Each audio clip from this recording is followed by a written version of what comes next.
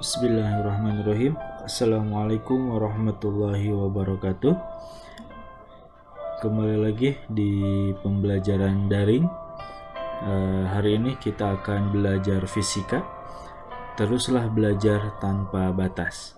Baik anak-anak sekalian, hari ini kita akan belajar bersama-sama materi kelas 10 fisika tentang dinamika gerak dan gaya. Di semester pertama kita sudah belajar tentang kinematika yang merupakan cabang ilmu dari mekanika. Jadi mekanika itu ada dua cabang, ada kinematika dan dinamika. Nah, hari ini kita akan bahas tentang dinamika gerak dan gaya.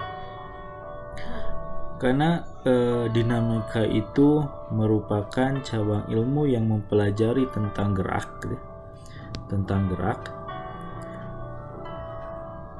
Nah, siapa penyebab gerak? Nah, penyebab gerak adalah gaya, gitu ya. Jadi penyebab gerak itu bisa terjadi jika ada gaya, gitu ya. Nah, gitu ya. Jika ada gaya. Jadi gerak itu ada disebabkan karena adanya gaya, ya. Nah, gaya ini ditemukan atau diteliti oleh seorang ilmuwan yang bernama Isaac Newton, ya. Isaac Newton. Nah, sehingga untuk mengabadikan namanya, maka Newton itu digunakan sebagai simbolnya, ya. Jadi gaya itu simbolnya F, satuannya Newton, ya. Gitu ya. Ini simbolnya F, ini satuannya N dari kata Newton, ya. Itu gaya. Nah, Newton itu meneliti tentang gaya, gitu, sehingga dihasilkan 3 hukum, gitu ya. Hukum Newton yang dikenal dengan hukum Newton tentang gerak, gitu ya. Hukum Newton tentang gerak. Karena nanti kita akan belajar tentang hukum Newton tentang gravitasi, ya. Oke. Hukum Newton tentang gerak yang pertama, yang pertama itu ada yang disebut dengan hukum 1 Newton. Nah, bagaimana bunyi hukum 1 Newton? Nah, hukum 1 Newton itu berbunyi, jika resultan gaya pada suatu benda sama dengan 0, nah ini secara matematis ditulis, ini simbol sigma, gitu, sigma F sama dengan 0. Maka benda yang diam akan tetap diam dan benda yang bergerak akan tetap bergerak dengan kecepatan tetap, ya. Nah, syaratnya adalah resultan gayanya harus sama dengan 0. Nah, yang perlu kalian ketahui, sigma F sama dengan 0 itu bukan tidak ada gaya, ya. Sigma F sama dengan 0 itu adalah gayanya ada tetap, tapi jika kita jumlahkan hasilnya 0, gitu ya. Contohnya seperti ini. Jadi kalau kita punya sebuah benda, kita tarik ke kanan dengan F1 sama dengan 10 Newton, ditarik kembali ke kiri dengan F2 sama dengan 10 Newton juga, gitu ya. Sehingga berapa resultan gayanya? Maka resultan gayanya adalah F1 dikurang F2. Kenapa F1 dikurang F2? Karena F1 itu arahnya ke kanan, ya. Ini F1 itu arahnya ke kanan sehingga bernilai positif. F2 arahnya berlawanan ke kiri sehingga dikurangi F2. Sehingga resultan gayanya 10 Newton dikurangi 10 Newton sehingga resultan gayanya itu berapa? 0. Nah, itu yang dimaksud dengan sigma F sama dengan 0, ya. Jadi resultan gayanya 0. Gayanya ada F1 dan F2. Nah, itu bunyi hukum 1 Newton. Jadi apa konsekuensinya? Konsekuensinya ketika sigma F sama dengan 0, konsekuensinya jika V-nya sama dengan 0, maka dia akan diam. Ya, dia akan diam. Tapi ketika V-nya konstan, ya, ketika konstan berarti percepatannya 0. Di semester 1 sudah kita pelajari. Ketika V-nya konstan berarti dia bergerak, akan mengalami gerak lurus beraturan GLB. Ya. Nah, ini konsekuensi dari resultan gaya sama dengan 0, sehingga berbunyi tadi benda yang diam akan tetap diam dan benda yang bergerak akan tetap bergerak dengan kecepatan tetap, atau disebut juga dengan gerak lurus beraturan. Nah, itu hukum 1 Newton. Nah, hukum 1 Newton disebut juga sebagai kelembaman, ya, hukum kelembaman atau hukum inersia. Ya, itu kecenderungan suatu benda untuk mempertahankan posisinya atau keadaannya. Nah, itu hukum 1 Newton. Contohnya apa? Contoh dalam kehidupan sehari-hari, kalau kita lagi naik mobil, kemudian mobil itu secara tiba-tiba digas, maka seharusnya kita itu maju, tapi badan kita akan bergerak mundur, gitu ya, bergerak mundur. Nah, itu contoh dari hukum 1 Newton karena ingin mempertahankan posisinya, ya. Kalau di rem kan sejatinya harusnya diam, tapi ini malah maju, gitu ya. Nah, itu yang disebut dengan hukum 1 Newton, mempertahankan posisinya. Baik, itu hukum 1 Newton. Sekarang yang kedua yaitu hukum 2 Newton. Oke, hukum 2 Newton. Nah, hukum 2 Newton ini berbicara tentang percepatan, gitu ya. Jadi hukum 2 Newton itu berbicara tentang percepatan, atau yang kita simbolkan sebagai A, gitu ya, dengan satuan meter per sekon kuadrat, ya. Nah, itu percepatan. Nah, bagaimana bunyi hukum 2 Newton? Bunyinya, percepatan yang dihasilkan oleh resultan gaya pada suatu benda berbanding lurus dengan resultan gayanya dan berbanding terbalik dengan massa bendanya. Sehingga secara matematis bisa kita tuliskan bahwa A itu sebanding dengan resultan gayanya dan A itu berbanding terbalik dengan massanya. Sehingga dari sini kita bisa tuliskan bahwa A itu akan sama dengan sigma F per M. Inilah yang disebut dengan hukum 2 Newton, ya. Sigma F per M, atau kalau kita cari sigma F, maka M kali A, gitu ya. Nah, ini yang disebut dengan resultan gaya. Jadi sigma F sama dengan ma, gitu ya, massa dikalikan dengan percepatan. Itu hukum 2 Newton. Nah, dalam kehidupan sehari-hari ini banyak sekali contoh-contoh dari hukum 2 Newton, gitu ya. Intinya, jika resultan gayanya tidak sama dengan 0 atau resultan gayanya ada, maka pasti dia akan mengalami percepatan. Itu hukum 2 Newton. Oke, kita lanjutkan. Nah, ini ya. Jadi A sama dengan sigma F per M. Oke, kita lanjutkan dengan hukum 3 Newton. Nah, apa itu hukum 3 Newton? Hukum 3 Newton itu berbicara tentang gaya aksi reaksi. Hubungan ketika kita melakukan aksi, maka kita akan menerima reaksi, ya, aksi dan reaksi. Nah, bunyinya, jika benda pertama mengerjakan gaya pada benda kedua, maka akan timbul gaya reaksi dari benda kedua terhadap benda pertama yang besarnya sama tetapi arahnya berlawanan. Nah, ini harus kalian catat, ya. Ini besarnya sama tapi arahnya berlawanan, sehingga secara matematis di sini kita lihat ini F aksi akan sama dengan min reaksi, gitu ya. F aksi akan sama dengan min reaksi. Nah, ini F aksi, ini F reaksi. Kenapa ada tanda minus? Nah, tanda minus ini menentukan artinya adalah bahwa dia arahnya berlawanan, tapi besarnya atau nilainya sama, gitu ya. Itu F aksi sama dengan min F reaksi.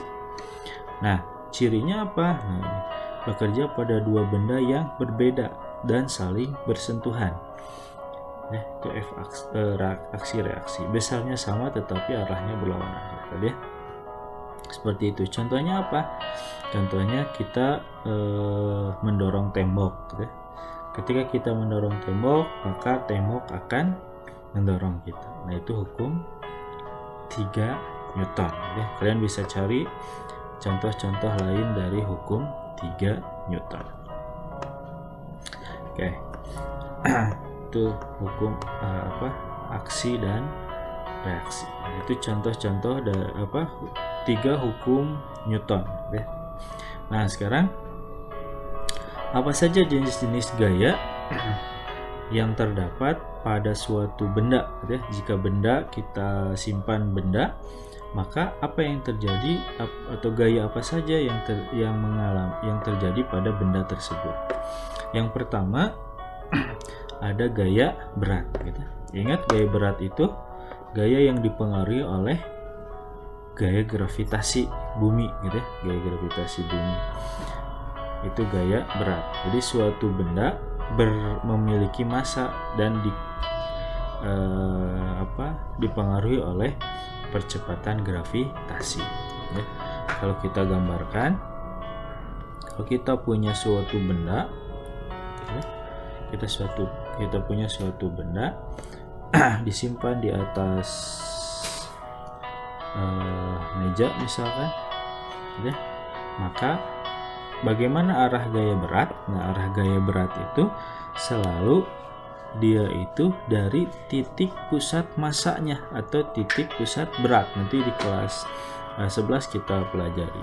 Tapi intinya, jika kita memiliki benda kotak seperti ini, persegi seperti ini, maka tinggal kita buat garis diagonal saja. Diagonal. Nah, tengah ini menjadi pusat massanya atau pusat beratnya. Nah, kita tinggal gambarkan saja dari titik pusat ini ke bawah.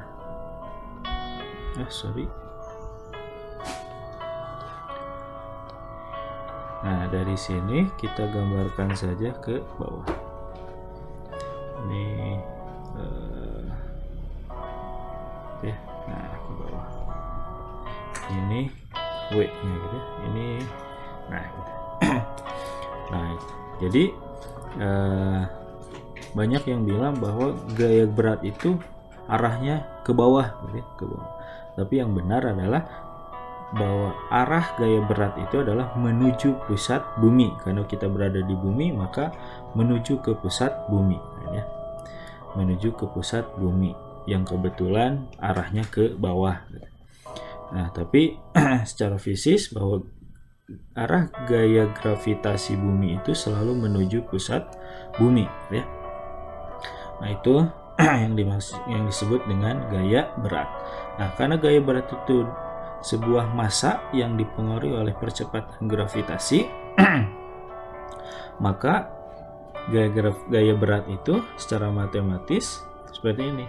W sama dengan M kali G, gitu ya. W itu berat benda, weight, gitu. Weight itu berat, satuannya Newton. Kemudian M massa benda, satuannya kilogram, dan G percepatan gravitasi. Nah, G itu di G itu di bumi itu khususnya di Khatulistiwa itu mendekati 9,8 meter per sekon kuadrat, atau kita bulatkan menjadi 10 meter per sekon kuadrat. Itu sudah menjadi konstanta gitu ya, konstanta gravitasi besarnya gravitasi di bumi khususnya di Khatulistiwa. Nah itu gaya berat. Yang kedua ada gaya normal ya. Nah gaya normal, apa itu gaya normal? Gaya normal adalah gaya yang bekerja pada bidang yang bersentuhan antara dua permukaan benda. Arahnya selalu tegak lurus dengan bidang sentuhnya. Nah kalau kita gambarkan, kalau kita punya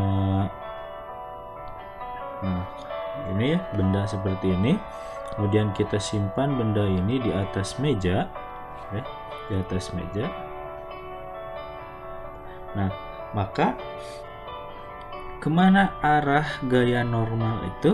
Nah arah gaya normal itu adalah tegak lurus dengan bidang sentuhnya.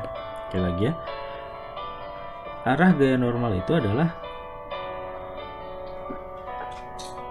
selalu tegak lurus dengan bidang sentuhnya. Kalau ini benda, ini bidang sentuhnya, maka ini selalu tegak lurus.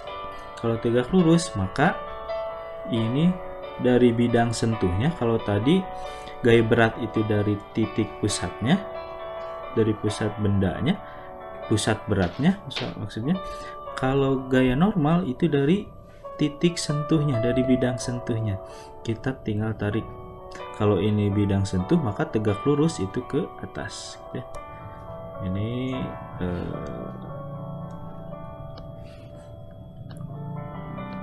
nah ya, ini anggap lurus gitu. Nah ini yang disebut dengan gaya normal gitu ya. Gaya normal, gaya normal. Ini gaya normal ke atas, selalu tegak lurus gitu ya. Kalau disimpan di seperti ini, maka kemana arah gaya normal? Nah dari sini ke sini, ini gaya normal. Gaya normal itu selalu tegak lurus. Kalau disimpan di sini, nah maka gaya normal itu seperti ini. Jadi selalu tegak lurus dengan bidang sentuhnya, ya, bidang sentuhnya. Kalau di bidang miring, nah bidang miring seperti ini ya. Nah kalau di bidang miring seperti ini. Nah ini seperti bidang miring itu N-nya pasti tegak lurus. Ini bidang sentuhnya miring, maka ini juga akan miring karena harus tegak lurus di sini. Nah ini harus tegak lurus di sini. Nah tegak lurus di sini. Maka N-nya gaya normal. Nah perlu kalian ketahui juga kalau ini, kalau kita tarik ke bawah gaya berat, nah kita tarik ke bawah ini sebagai gaya berat W gitu ya, maka N dengan W, awas, N dengan W ya, dengan W itu bukan aksi reaksi gitu ya, bukan aksi reaksi. Kenapa? Karena tidak berada dalam satu bidang, satu garis gaya gitu ya, bukan satu garis gaya. Yang dimaksud dengan aksi reaksi itu harus satu bidang ya, satu garis, bidang garis gitu ya. Jadi kalau seperti ini tadi, ini gaya normal ke sini. Yang ini ya, kita lihat tinjau benda yang ini. Kalau gaya normal antara benda dengan bidang miring seperti dengan bidang sentuhnya, maka N-nya ke sini. Maka akan ada gaya normal antara bidang sentuh dengan benda ini, maka kemana? Maka akan ke sana. Ini kita sebut N aksen. Maka N itu dengan N aksen, nah itu yang disebut dengan aksi reaksi, gitu ya. Aksi reaksi, gitu ya. Nah, oke, seperti itu untuk gaya normal. Terakhir ada yang disebut dengan gaya gesek, gitu ya. Nah, gaya gesek adalah gaya kontak yang sejajar bidang sentuh dan arahnya selalu berlawanan dengan arah gerak benda. Nah, ini ya harus diperhatikan. Nah, arahnya selalu berlawanan dengan arah gerak benda. Ya. Nah, gaya gesek itu ada dua. Ada gaya gesek statis yang menyebabkan sebuah benda itu diam. Ada juga yang disebut dengan gaya gesek kinetis. Gaya gesek kinetis itu yang menyebabkan benda dalam keadaan bukan menyebabkan. Ketika benda bergerak, maka di sana ada gaya geseknya gesek kinetis.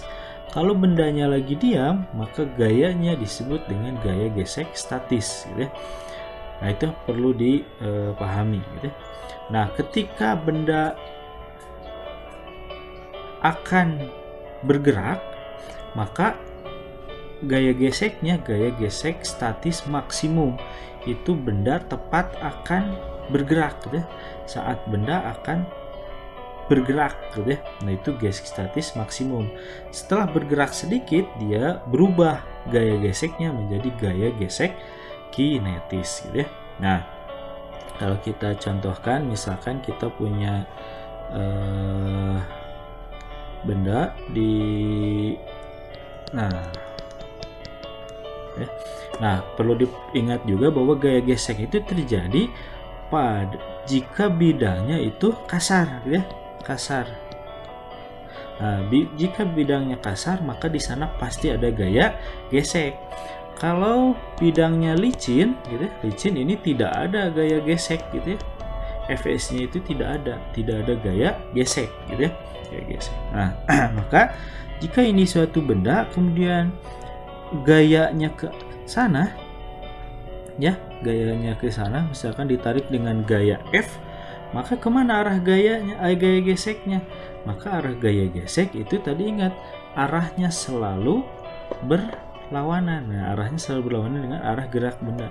Jika F-nya ke kanan, pasti benda itu akan bergerak ke kanan, gitu ya. Sehingga gaya gesek itu akan bergerak ke kiri. Nah, ini adalah F ges, gitu ya. F ges. Jadi gaya geseknya ke kiri, gitu ya. Nah, jika benda ini tepat saat akan bergerak, ini belum ditarik, gitu ya. Saat akan ditarik, maka F-nya ini F statis, gitu ya. Tepat akan bergerak. Nah, ketika dia sudah bergerak, maka berubah dia menjadi FK, ya. FK itu adalah gaya kinetis, gaya gesek kinetis, oke. Bisa membedakan antara gaya gesek kinetis dengan gaya gesek statis. Nah, berapa besarnya gaya gesek itu? Nah, gaya gesek itu besarnya adalah mu s kali gaya normalnya, gitu ya. Jadi mu s kali gaya normal, ya, kalau gayanya statis, gitu ya. Fs max berarti ini gaya gesek statis, mu s-nya gaya koefisien gesek statis, n-nya gaya normal. Nah, kalau gaya gesek kinetis, maka mu k di sini, Fk sama dengan mu k kali n, gitu ya. Nah, kita lihat apakah ada contohnya. Nah, ini ya. Nah, mu k kali n, gitu ya, dengan gaya gesekan statis Newton, mu k koefisien gesekan statis, gitu ya. Oke. Nah, itulah nah, ini nih. Kita lihat catatannya. Jika gaya lebih kecil dari gaya gesek statisnya, berarti benda dalam keadaan diam. Jika gaya F sama dengan Fs, maka benda tepat saat akan bergerak, gitu ya. Jadi belum bergerak tapi akan bergerak. Jika F-nya lebih besar dari Fs, maka benda bergerak, gitu ya, dan gaya gesekan statis berubah menjadi gaya gesekan kinetis, ya. Oke. Itu dulu untuk hari ini. Nanti kita akan bahas di pertemuan selanjutnya tentang aplikasi dari penerapan hukum Newton, ya. Ini ya. Nanti akan kita bahas tentang penerapan hukum Newton, ya. Jika ada pertanyaan, silahkan dituliskan di komen. Bagi yang ingin bertanya ataupun bagi siswa MA Karya Bakti dan MA Al-Fatah, silakan untuk mengisi absensi yang berada di deskripsi di bawah ini, gitu ya. Di bawah video ini. Itu saja untuk hari ini. Selamat belajar. Ingat, tetap patuhi protokol kesehatan, jaga kesehatan. Mudah-mudahan kita senantiasa diberikan kesehatan oleh Allah Subhanahu wa Ta'ala. Oke, itu saja untuk hari ini. Ditunggu video selanjutnya. Terima kasih. Wallahul muwaffiq ila aqwamit thoriq. Wassalamualaikum warahmatullahi wabarakatuh.